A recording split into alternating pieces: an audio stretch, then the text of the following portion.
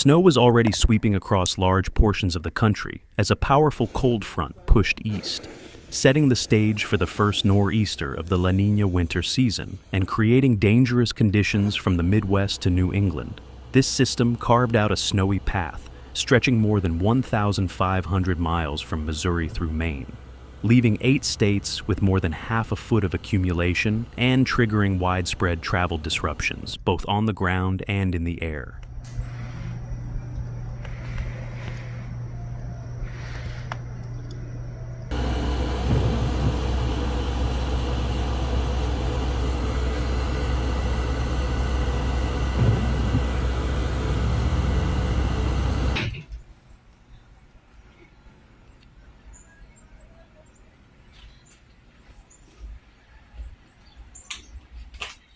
As the front continued its rapid push toward the northeast, an Arctic air mass trailing behind it strengthened the risk of snow squalls developing across multiple high-traffic corridors.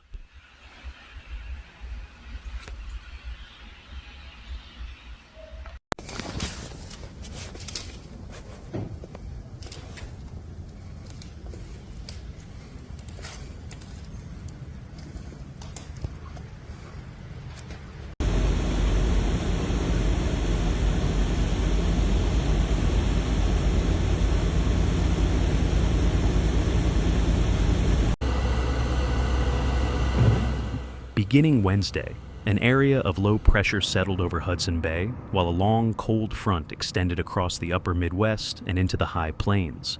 Behind this boundary, a strong area of high pressure started moving quickly toward the central United States, ushering in some of the coldest temperatures of the season. Are you going to come out? No?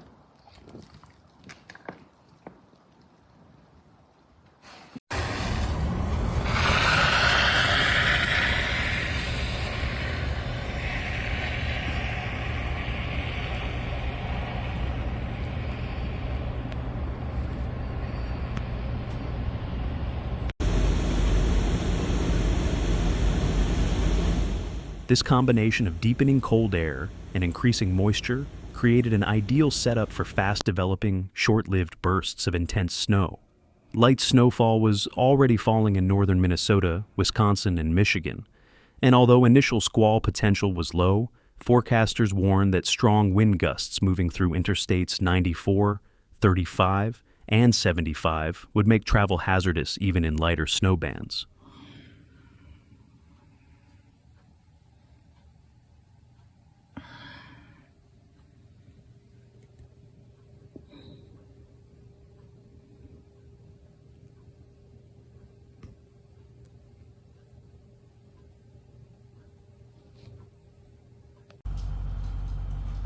I don't know if you can see it, but it's still snowing, making new leaves on our tree, winter leaves. The atmosphere remained fairly calm early in the day, but as the advancing front moved southward, winds strengthened sharply and temperatures began to fall. By Thursday, the boundary transitioned into a true Arctic front, and the threat of snow squalls increased significantly.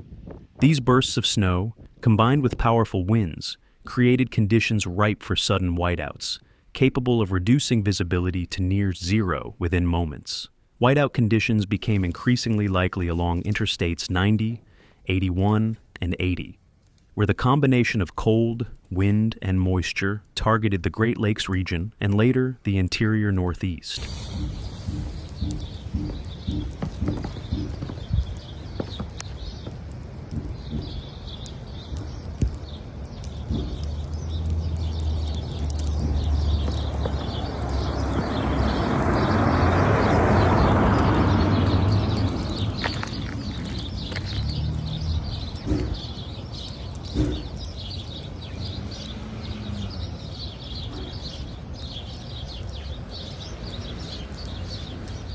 Cities such as Cleveland, Erie, and Buffalo braced for sustained winds ranging from 10 to 40 miles per hour, and similar gusts were expected farther east in Burlington, Boston, and Portland as the cold front continued to advance. In many of these areas, up to 8 inches of snow were forecast, with the most intense conditions expected Thursday afternoon. This surge of cold air was part of a broader Arctic blast expected to affect 220 million Americans, driving temperatures well below average across a majority of the country.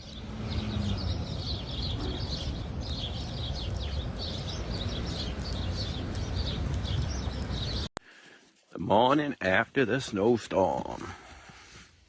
That's right. The puppers wants to go out and smell everything.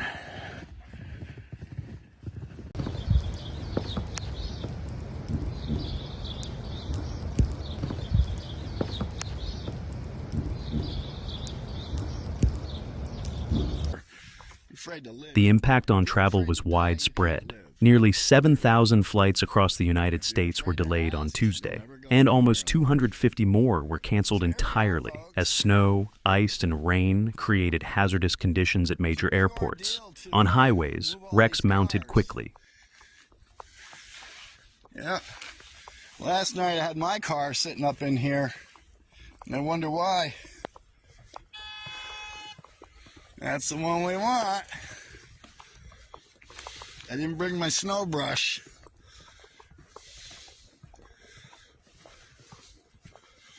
Yeah, it's pretty shitty out, folks. If you can stay home and use some personal time, I suggest it. Between 4:30 in the morning and 9:30 in the morning, Pennsylvania State Police responded to more than 280 vehicle crashes and assisted roughly 300 disabled motorists. In New Jersey, the expected severity of the storm led Governor Phil Murphy to declare a state of emergency as rain, snow, and ice continued to push into the region.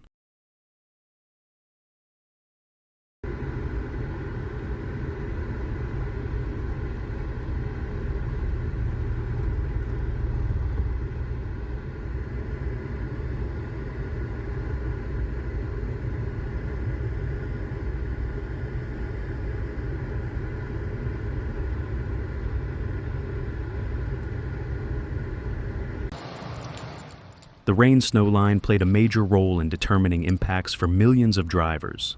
Areas across Ohio, Pennsylvania, upstate New York, and much of New England picked up 1 to 3 inches of snow. Meanwhile, regions closer to the Appalachians, from West Virginia to Virginia, dealt with slippery roads coated in up to 1/4 of an inch of ice. Higher elevations, including parts of northern New Jersey, the mid-Hudson Valley in New York, and interior Connecticut, also reported notable ice accumulation.